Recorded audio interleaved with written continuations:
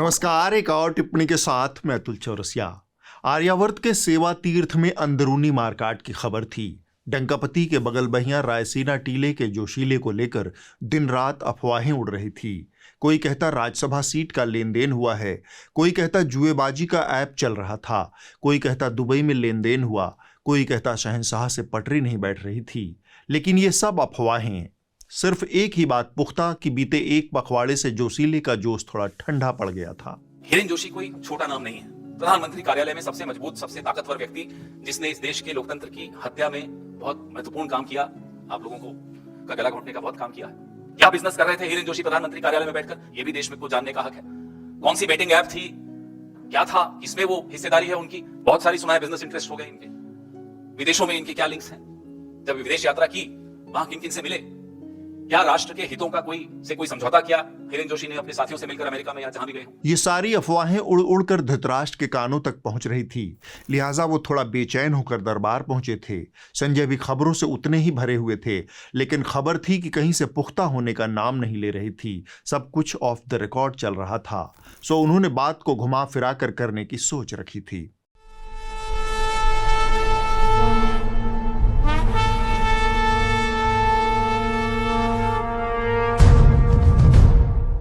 सिंहासन पर बैठे धृतराष्ट्र की टांगें बेचैनी से कांप रही थी। उन्होंने संजय से पूछा, सेवा तीर्थ की खबरें सुनी तुमने? वहां कैसी कतरब्योंत चल रही है? संजय तय करके आए थे कि बात को घुमा फिरा कर करना है, सो छूटते ही बोल पड़े, दो कारोबारियों की कहानी सुनाता हूं महाराज। दो नगरों में दो बड़े कारोबारी रहते थे, नरेंद्र और सुरेंद्र। एक दिन सुरेंद्र नरेंद्र के शहर आया। दोनों के बीच एक सौदे के सिलसिले में बातचीत हुई। फिर सुरेंद्र अपने शहर लौट गया। यह एक साधारण सी कारोबारी मुलाकात थी, मगर नरेंद्र के लघुओं भगुओं ने इसे देवताओं का मिलन बना दिया।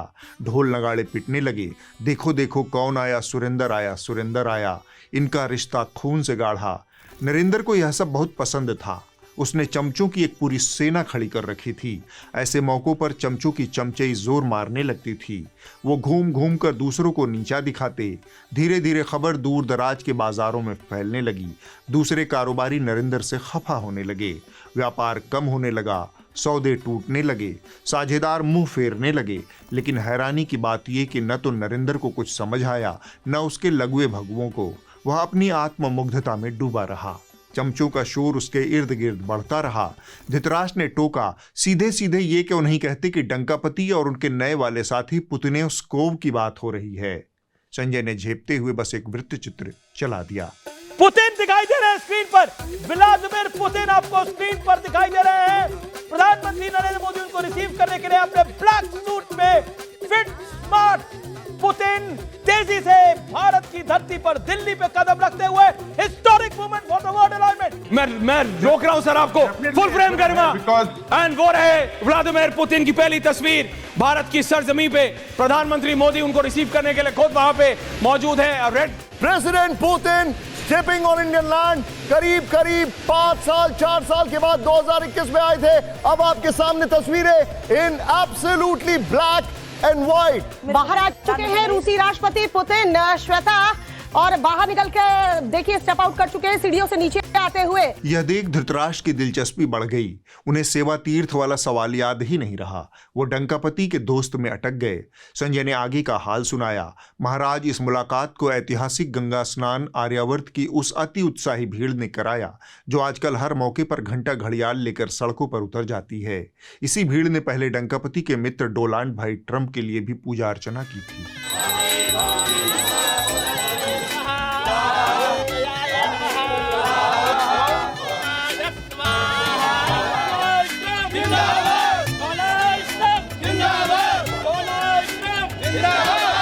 संजय जारी रहे।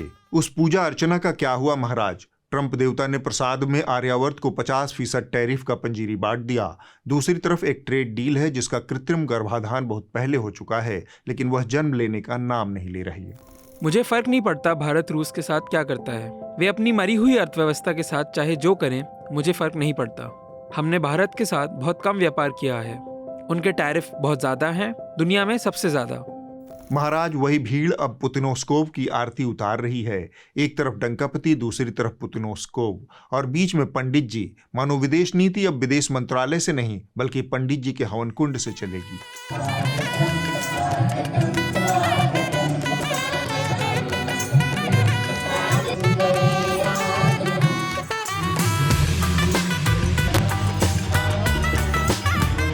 कितनी भी बेइज्जती हो जाए लेकिन ये लोग सबक नहीं लेते महाराज, खासकर डंकापति के दरबारी मीडिया वाले।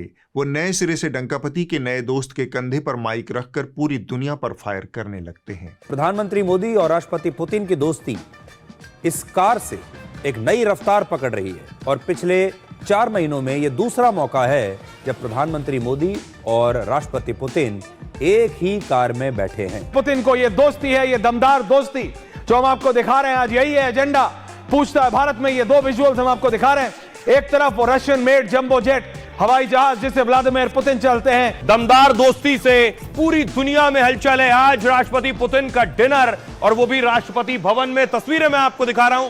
राष्ट्रपति भवन को दुल्हन की तरह सजाया गया था। और डील के साथ साथ दोस्ती को बढ़ाने के लिए पीएम मोदी ने पुतिन को खास तोहफे भी दिए। पीएम मोदी ने पुतिन को जो गिफ्ट दिए हैं उनमें असम की खास ब्लैक टी जिसे 2007 में जीआई टैग मिला था वो शामिल है। ये चाय पत्ती दी है, ये चाय पत्ती दी है। और इसके अलावा श्रीमद् भगवत गीता दी है जो रूसी भाषा में, और ये तो अपने आप में सबसे पावरफुल गिफ्ट।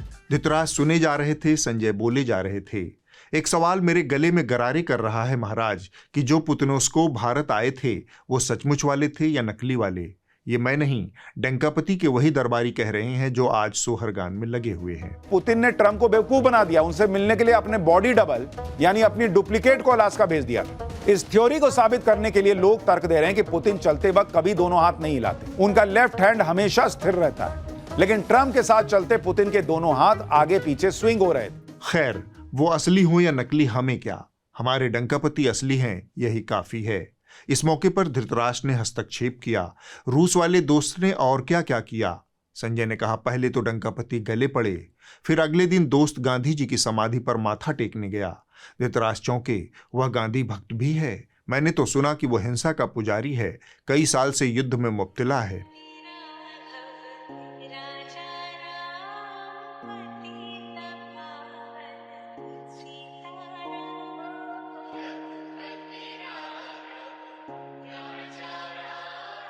संजय ने कहा महाराज, गांधी जी के साथ अच्छी बात यह है कि आप गांधी के आदर्शों में यकीन न करते हुए भी उनकी पूजा तो कर ही सकते हैं, और बुरी बात यह है कि आप उनकी पूजा करके भी उनके आदर्शों के विपरीत हर बुरे काम कर सकते हैं। धृतराष्ट्र ताड़ गए कि संजय की दूसरी वाली बात का निशाना डंकापति है। उनकी इस मंशा को संजय भी ताड़ गए, सो खुद ही बात को घुमाते हुए बोले, महाराज पुतिनोस्कोव के चक्कर में नए सिरे से खबरिया चैनलों में शिलाजीत पत्रकारिता का दौर लौट आया है।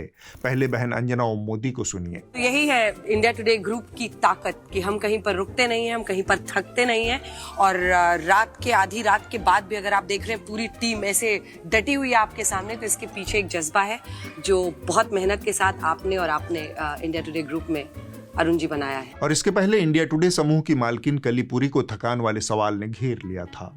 So we've been shadowing you for 3 days and we see how hard you've been working, as hard as our Prime Minister. Do you ever take a break? And are you going to get a break in the New Year and Christmas that's coming? यह सुनकर धृतराष्ट्र ने पूछा, डंकापति की तरह उनका दोस्त भी non biological है क्या? संजय बोले, वो तो नहीं पता महाराज, लेकिन ये जो डंकापति के लघुए भगुए हैं वो जरूर इसे नॉन बायोलॉजिकल बनाकर छोड़ेंगे। देखिए कैसे ये नए दोस्त के नकली हाथ में गन पकड़ाते हैं और अपने असली हाथों में उसका मलमूत्र। इसलिए पुतिन जहां जाते हैं उनके कमरे में एक रिपोर्ट के मुताबिक सिक्योरिटी टीम एक पोर्टेबल टॉयलेट लेकर लगा देती है। उसी में टॉयलेट करते हैं पुतिन, फिर लपेटा लेकर चल दिए। सबसे बड़ी बात यह कि ये बॉडीगार्ड्स अपने साथ एक पूप सूटकेस भी लेकर चलते हैं, और राष्ट्रपति पुतिन विदेश में किसी भी होटल का टॉयलेट इस्तेमाल नहीं कर सकते। रूसी राष्ट्रपति खाने पीने की चीजों के साथ अपना एक पोर्टेबल टॉयलेट भी साथ लेकर चलते हैं ताकि दूसरे देशों में उनके शरीर के अपशिष्ट पदार्थ ना छूटे। संजय जारी रहे, ये वही लोग हैं जो 2020 में डोनाल्ड भाई ट्रंप की भारत यात्रा पर ऐसे उछल रहे थे जैसे अगले ही पल वो चीन का कान मरोड़कर उसे सीमा पर सॉरी अंकल बुलवा देंगे। चीन को पटक कर मारने की प्लानिंग हर रोज प्राइम टाइम पर बनाई जा रही थी। नतीजा 4 महीने बाद जून में गलवान संघर्ष के रूप में सामने आया। कथित तौर पर लद्दाख के एक हिस्से में चीन घुस गया। इन हुड़दंगी एंकरों ने ऑपरेशन सिंदूर के दौरान भी रेलमपेल फर्जी खबरें चलाई। एक हाथ में माइक, दूसरे में गोबर ज्ञान। ऐसा माहौल बना दिया जैसे 5-10 मिनट में ही डंकापति पाकिस्तान को नक्शे से गायब कर देंगे। मगर हुआ क्या? ट्रंप चचा प्रकट हुए और बोले, हमने युद्ध रुकवा दिया। I said, come on, we're going to do a lot of trade with you guys. Let's stop it. Let's stop it. If you stop it, we're doing trade. If you don't stop it, we're not going to do any trade. People have never really used trade the way I used it.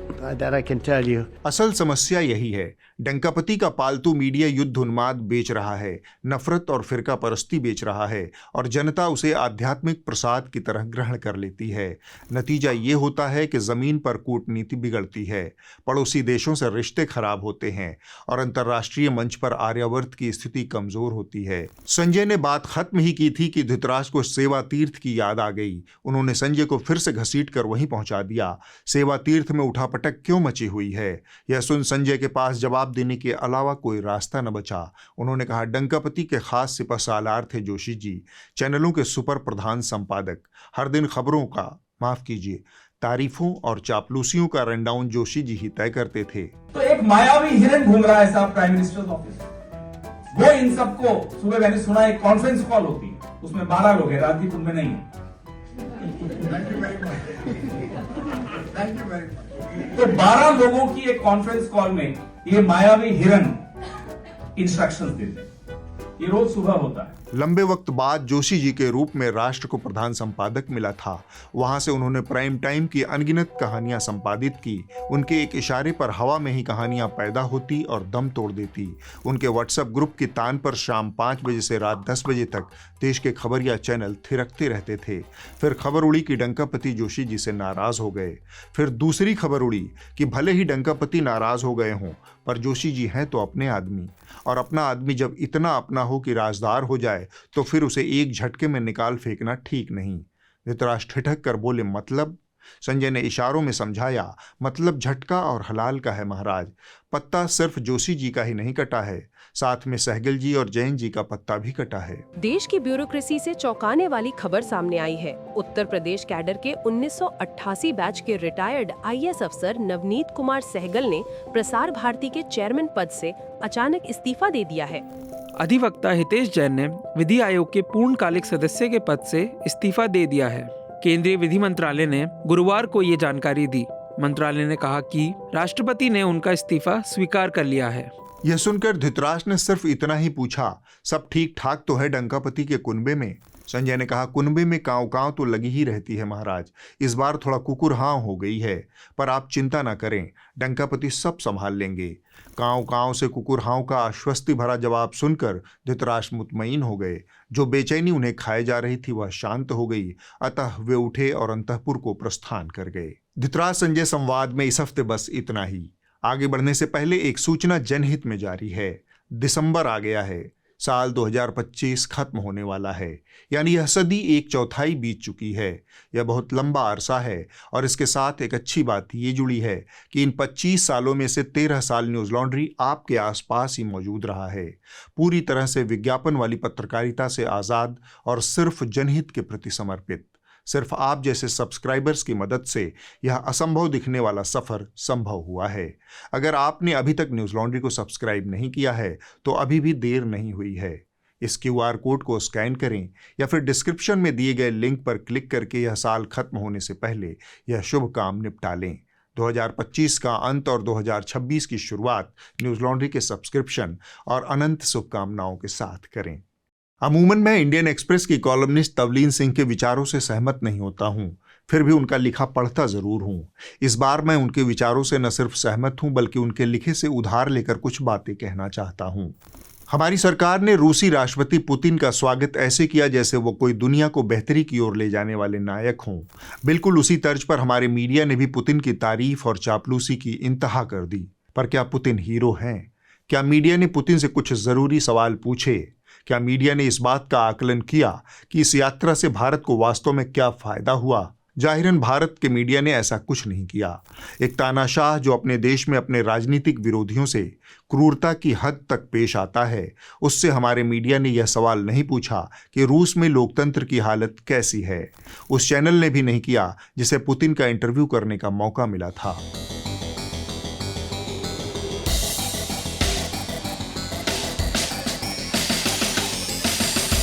आपको Alexei Navalny के बारे में पता है? नहीं पता है तो जानिए। रूस में असली लोकतंत्र लाने के लिए संघर्ष करने वाले उस नेता की पिछले साल आर्कटिक क्षेत्र के एक बियाबान कालकोठरी में ठंड से ठिठुर कर मौत हो गई।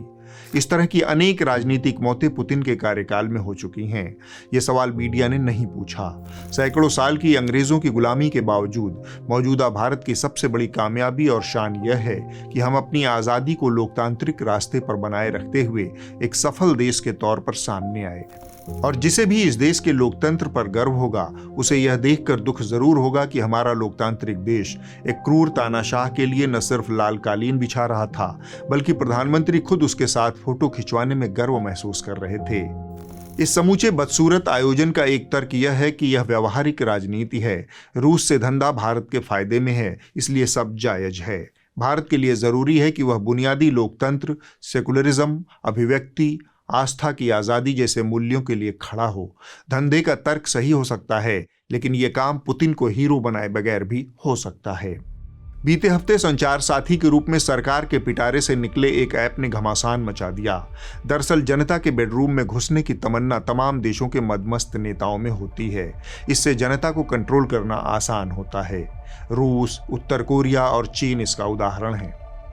चीन ने 2017 में शिंजुआंग में जिंग वांग वैशी ऐप थोप दिया। ये कीवर्ड स्कैनिंग, कंटेंट मॉनिटरिंग और मूवमेंट ट्रैकिंग के लिए है। पुलिस इस ऐप के बारे में चेकिंग करती थी और ऐप ना होने पर हिरासत या गिरफ्तारी तक संभव थी। इसी तरह उत्तर कोरिया ने 2022 में अपने नागरिकों को कॉन्गम्योंग ऐप इंस्टॉल करने का आदेश दिया ताकि विदेश में मौजूद इंटरनेट पर सरकारी अखबार और सीमित सेवाओं तक पहुंच सकें। मोदी जी की सरकार ने भारत को भी इन 3 देशों की सूची में लाने का तगड़ा प्रयास किया था। सभी फोन कंपनियों को 90 दिनों के भीतर नए स्मार्टफोन में संचार साथी ऐप को प्री इंस्टॉल करने का निर्देश दिया गया था। साथ ही पुराने स्मार्टफोन में इसे सॉफ्टवेयर अपडेट के जरिए जोड़ने का आदेश भी था। इस ऐप के पक्ष में सरकारी तर्क यह था कि लोगों के चोरी हुए फोन ट्रैक करने में आसानी होगी और साइबर फ्रॉड रोकने में मदद मिलेगी। दूरसंचार विभाग ने संचार साथी पोर्टल और ऐप विकसित किया है जो लोगों को international mobile equipment identity number के माध्यम से मोबाइल हैंडसेट की वास्तविकता जांचने में सक्षम बनाता है। साथ ही अन्य सुविधाएं जैसे संदिग्ध धोखाधड़ी संचार, खोए चोरी हुए मोबाइल हैंडसेट की रिपोर्ट करने, अपने नाम पर मोबाइल कनेक्शन की जांच करने, बैंकों, वित्तीय संस्थानों के विश्वसनीय संपर्क विवरण आदि की भी सहूलियत प्रदान करता है। लेकिन जैसे ही यह निर्देश सामने आया, खबरिया चैनलों से लेकर सोशल मीडिया पर गोपनीयता और सरकारी निगरानी को लेकर बड़ी बहस शुरू हो गई। There should be an effective system to report fraud and we've discussed this at great length on cyber security and this and that and definitely there's a need for cyber security, but that doesn't mean that it gives you an excuse to go into every citizen's telephone. I don't think any citizen would be happy. बवाल बढ़ता देख सरकार ने इस app के इस्तेमाल को लोगों के लिए वैकल्पिक कर दिया। यानी आप इस ऐप पर अब अपनी इच्छा अनुसार रजिस्ट्रेशन कर सकते हैं या फिर अनइंस्टॉल कर सकते हैं। संचार साथी ऐप का नियम हमने बनाया है। इसके आधार पर ना कोई स्नूपिंग है, ना कोई कॉल मॉनिटरिंग है। अगर आप चाहते हो तो इसको आप एक्टिवेट करो, अगर आप नहीं चाहते तो इसे एक्टिवेट मत करो। इधर मोदी सरकार ने फोन में ऐप डालने का निर्देश दिया और उधर चापलूस हिंदूवादी एंकराओं ने बिना किसी देरी के खूंटा गाड़ दिया। तर्क वही बकलोली वाला कि अगर आप गलत नहीं हैं तो किस बात का डर है। उनको लगता है वो सारी जानकारी, उनके पास यही काम है कि 140 करोड़ मोबाइल फोनों की जानकारी निकाल के अमित शाह रोज रात को बैठेंगे, आलती पालती मार के बोले हाँ लाओ, घनश्याम सिंह के फोन में क्या है, गरिमा के फोन में क्या है, फलाने के फोन में क्या है, शर्मा के फोन में क्या है, रत्नाकर त्रिपाठी के फोन में यही रह गया क्या? मतलब ये कि मोदी को कोसने के लिए कुछ ना कुछ बहाना चाहिए, रोज कोई नया ही सही। संचार सारथी ऐप के ढेरों फायदे हैं। मोबाइल की चोरी और साइबर फ्रॉड पर लगाम लगेगा, लेकिन विपक्ष को लगता है कि उन फायदों के जरिए हमारे और आपके मोबाइल फोन से निजी जानकारी निकलेगी। सियासत शायद इसी को कहते हैं। कोई नहीं जानता विरोधियों को कब और कहां जासूस नजर आ जाएं। इस बात का कोई सबूत नहीं दिया गया है कि संचार साथी किसी तरह की जासूसी करने में सक्षम है। सिर्फ कह देने से कुछ नहीं होता। इन अनपढ़ लोगों के लिए तो निजता का अधिकार, जिसे मौलिक अधिकार बताया जाता है, वह कूड़ेदान में फेंकने वाली चीज है।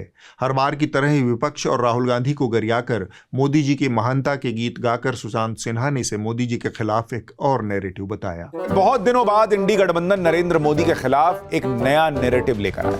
अब तक ये जो भी माहौल बना रहे थे वो वोट चोरी पर बना रहे थे, SIR पर बना रहे थे कि मोदी आपके वोट का अधिकार छीन लेंगे, नागरिकता छीन लेंगे, वोट चोरी कर लेते हैं। लेकिन इससे भी जब बात नहीं बनी तो अब ये कहने लगे कि मोदी आपके मोबाइल फोन में जासूस बैठा रहे हैं। इस घामड़ आदमी का तर्क है कि अगर पहले से ही सरकार पेगासस के जरिए जासूसी कर रही है तो फिर उसे संचार साथी ऐप की जरूरत क्यों पड़ी। अगर पीएम मोदी पहले से ही पेगासस से जासूसी करवा रहे हैं तो संचार साथी ऐप की क्या जरूरत है? या फिर विपक्ष ये कह रहा है कि पेगासस से तो जासूसी नहीं हो रही थी, पेगासस है ही नहीं, इसलिए संचार साथी लाया गया है ताकि उससे जासूसी हो सके। दोनों कैसे होगा?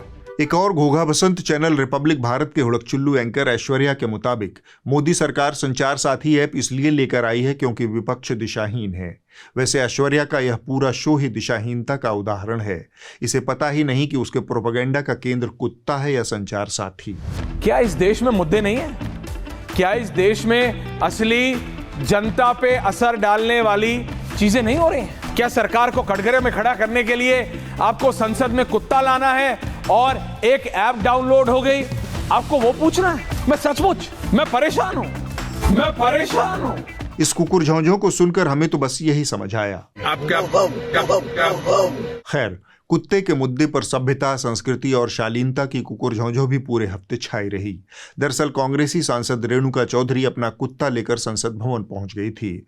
इस पर सारे चैनलों को लगा कि मर्यादा भंग हो गई है। वो राजनीति का मंदिर है, वहां नियम बनते हैं, वहां 140 करोड़ भारतीयों का भविष्य तय होता है, वहां पे आपको कुत्ते घुमाने हैं। भाई बात आपकी सांसद ने शुरू की, कुत्ता भी वो लेके आई, बयान भी पहले उन्होंने दिया और आप कह रहे हैं कि पूरा देश कुत्ते के बारे में बात कर रहा है। सवाल उठ रहे हैं कि कांग्रेस के हार से इतनी ज्यादा निराश हो चुकी है कि उनके पास पत्रकारों के सवालों का जवाब देने के लिए शब्दों की कमी पड़ रही है। रेणुका चौधरी ने संसद के बाहर वो किया जो आज तक न किसी ने सुना था और न ही देखा था। बोलना था प्रिविलेज मोशन पर और वो बोल गई भौं। इसके जवाब में रेणुका चौधरी ने कहा, वाह क्या जवाब है।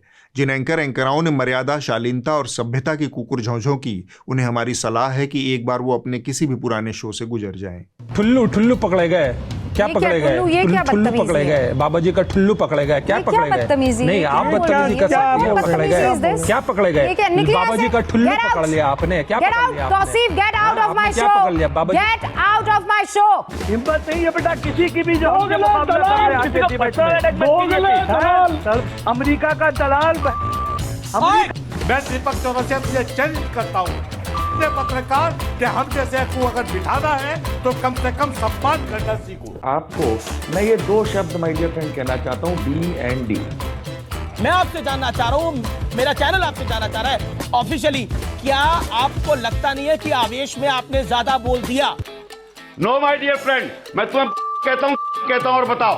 आप समझ लो अंजना, उसको नहीं रोकोगी क्योंकि वो मालिक अखिलेश प्रताप सिंह जी, आज तक का मालिकानों आप मीडिया वालों की हैसियत पूछ रहे हैं, पर ये भी देखिए कि आपकी हैसियत क्या तय हो रही है आपकी भाषा के जरिए। जब निष्पक्ष नहीं रहोगी तो सुनोगी। इस पर कुत्ते नाराज न हो तो क्या करें?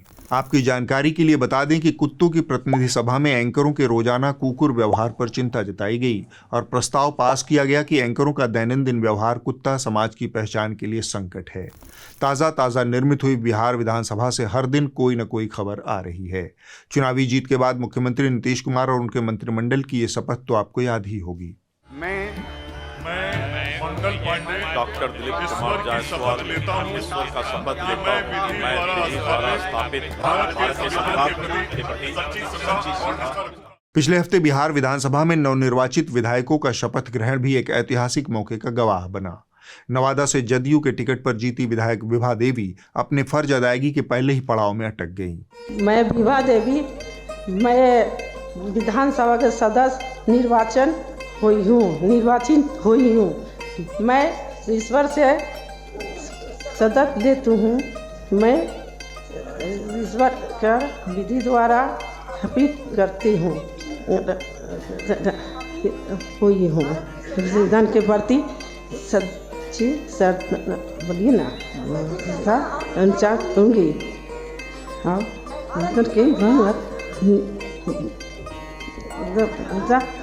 अखंडता अछूत रखूंगी।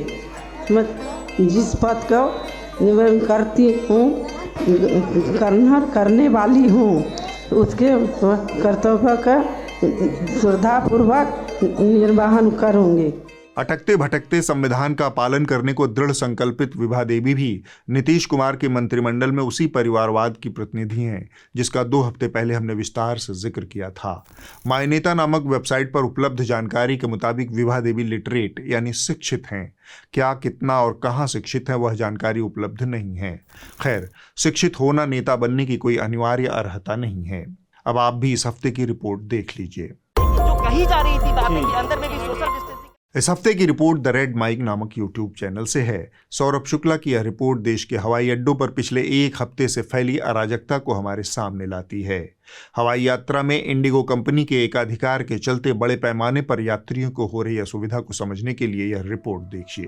35,000 का एक टिकट निकाल के हम 45 लोगों का हमने बुक किया। आज पहले बता देते तो कम से कम यहाँ तक तो परेशान नहीं होते। हम लोग ग्वालियर से आए, 12 घंटे तक किसी ने पानी नहीं, चाय नहीं पिया। पूछ रहे उनको कि हमको कम से कम चाय का तो ये करो। सुबह का फ्लाइट था, सुबह का कैंसिल हो गया, फिर 7 बजे मॉर्निंग में फ्लाइट हुआ, फिर वो कैंसिल हो गया, फिर रात को हुआ वो 7 वाला भी कैंसिल हो गया। पहले हमारा टिकट बोल रहा था टर्मिनल 2, उधर गए थे, उधर से वो इधर भेजा, इधर आकर तो देखा तो ये सब कुछ कैंसिल हो चुकी है जी। हमें क्या करूं, ये इतना बुढ़ा आदमी है, वो लो ब्लड प्रेशर आएगा, वो गिर जाएगा। मैं क्या करूं, मैं अकेली हूं इधर। अगले हफ्ते होगी एक और टिप्पणी। नमस्कार।